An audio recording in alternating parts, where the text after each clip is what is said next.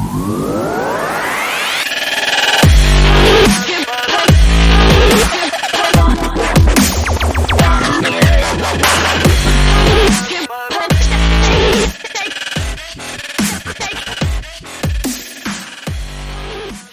and welcome to Reality Remix Breaking News on November 3rd, 2021.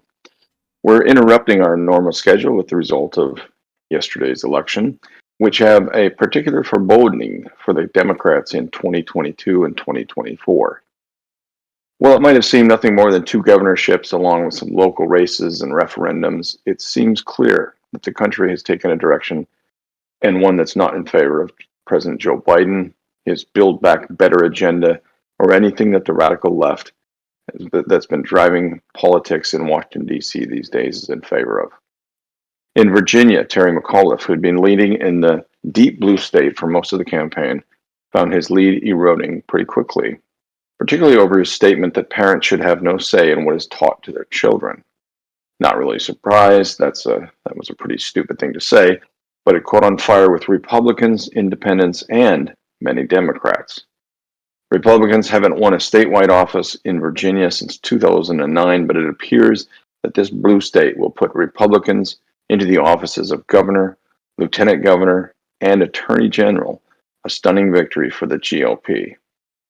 Meanwhile, in a race for the governor of New Jersey, long projected to be an easy Democrat Party win, it remains a toss-up this morning, literally. One count I saw had the Republican 63 votes ahead of the incumbent Democrat. Obviously, that's something that's going to play out over the next days and weeks. But we'll wait and see. But the bottom line is, an easy win for the Democrats has turned into a toss-up. In Minneapolis, my former home city, the citizens rejected an effort to dismantle the police department. The city council had put a motion on the referendum to dismantle the police department and replace it with a city council overseeing management system. And the citizens of Minneapolis, facing rampant crime with the defunding the police movement, rejected that. In the New York City mayoral race, moderate Eric Adams wins the seat. So we'll have to wait and see what sorts of plans he puts in place to counter Bill de Blasio and his radical efforts.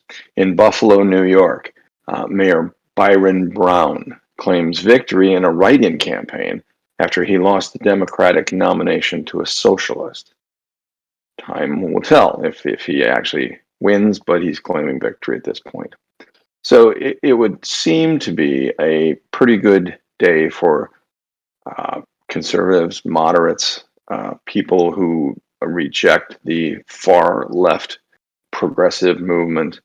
However, it's important to note that progressives won yesterday the mayor's office in Pittsburgh and Boston over moderate candidates, showing clearly that there's still some energy out there for far left agendas, and the people of Pittsburgh and Boston will have to wait and see what that means for their lives going forward.